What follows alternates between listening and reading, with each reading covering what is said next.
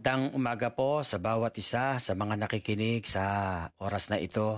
The Lord bless you spiritually and physically. Patuloy lang po tayong manalangin na may pasasalamat, pananampalataya sa ating Diyos na buhay.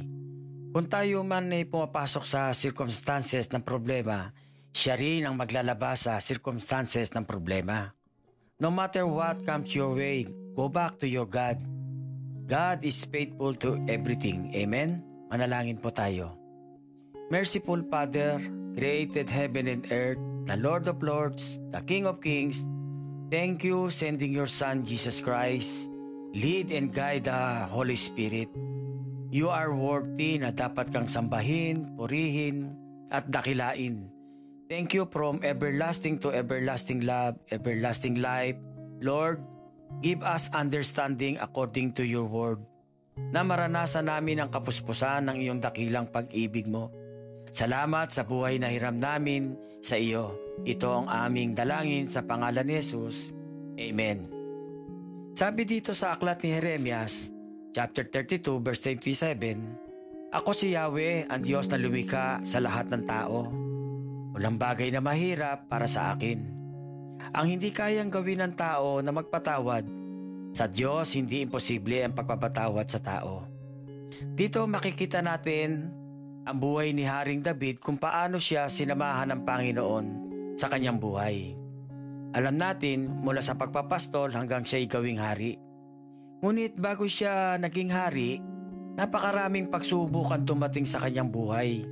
Madalas pinagtatangkaan ng kanyang buhay ni Haring Saul dahil sa inggit.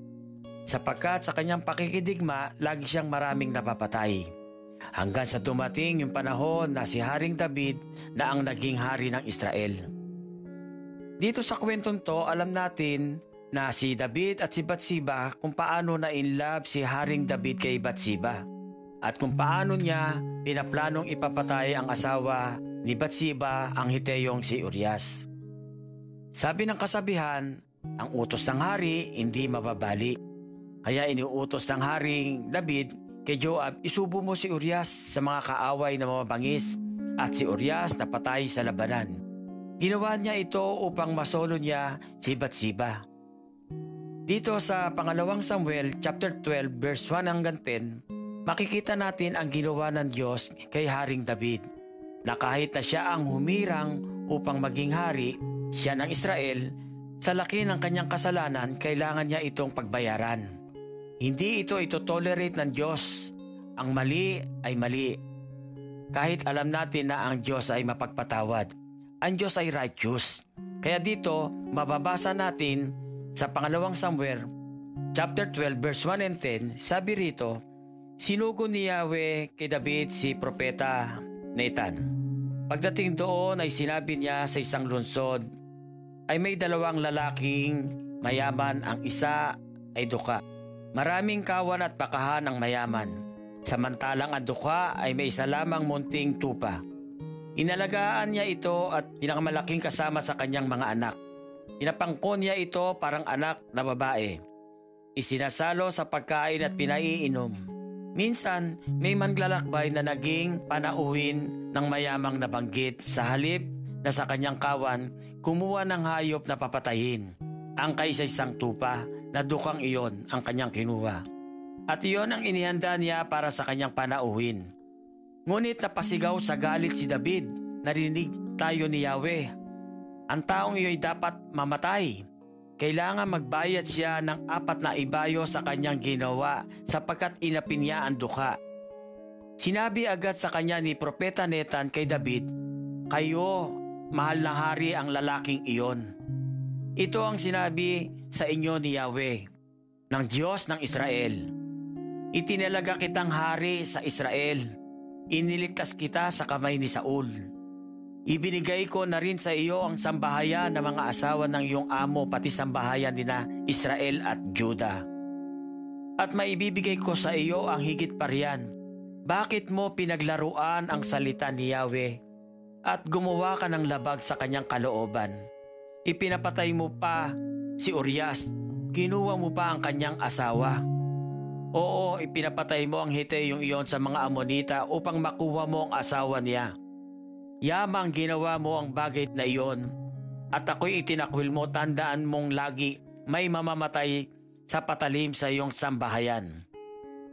Ginawa mo ito ng lihim, hayag kitang parurusahan at makikita ng buong Israel. Sinabi ni David kay Propeta Nathan, tunay akong nakasala kay Yahweh.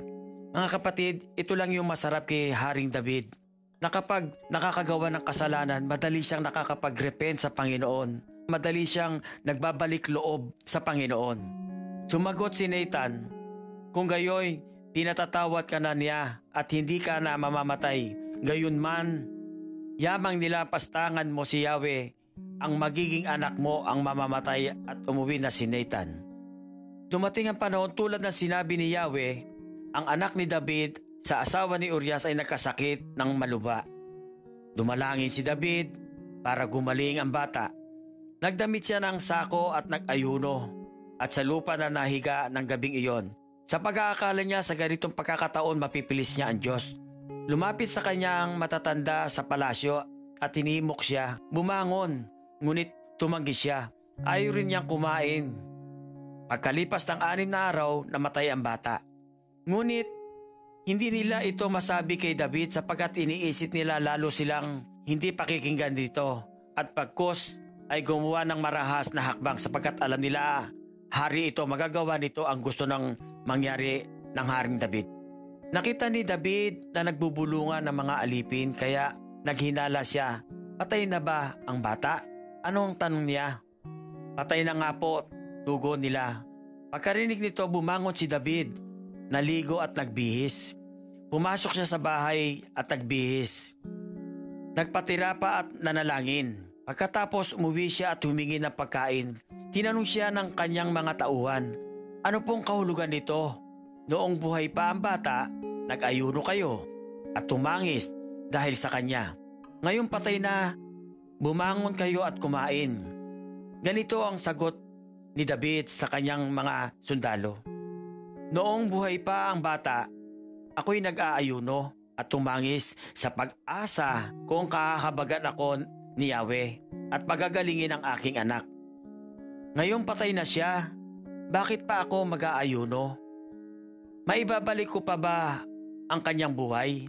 Balang araw, susunod ako sa kanya sapagkat hindi na siya makakabalik sa akin.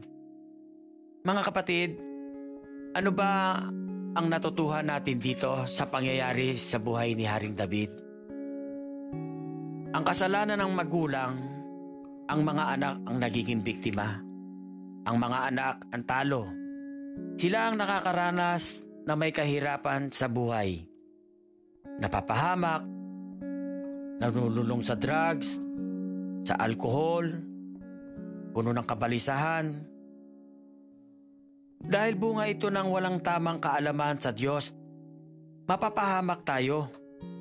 Ngunit kung tayo merong Hesukristo, mawala man sa iyo ang mga material na bagay, hindi ka apektado, not too much. Kaya dito makikita natin na ang buhay natin, life must go on. Move on. Kung may mga bagay man tayong pinagdaraanan, kung may mga bagay man tayong nagawang kasalanan, magbalik loob tayo sa Diyos. Isuko natin ang ating buhay. Isuko natin ang lahat sa Kanya. Sabi nga sa salita ng Panginoon, all your heart, all your mind, all your strength. Ang lahat ng ito, isuko natin sa Kanya nang may pagpapakumbaba. Kaya dito, sabi niya dito sa Romans chapter 11, verse 22, dito ay makikita natin ang kabutihan ng Diyos at ang kabaksikan niya. Mabagsik siya sa mga dinananalig sa Kanya. Subalit, mabuti sa inyo kung mananatili kayo sa Kanyang kabutihan. Kung hindi, ikaw man ay puputulin. Dito ay pinapakita ng Panginoon na hindi natin pwedeng i-tolerate, na hindi natin pwedeng ang masama ay masama, ang mabuti mabuti. Kaya mga kapatid, magpatuloy tayo sa ating pananampalataya. Tayo po'y manalangin. Panginoon, maraming pong salamat sa umagang ito. Natunay nga Panginoon na muli mo po kami Panginoon na binigyan ng bagong pag-asa.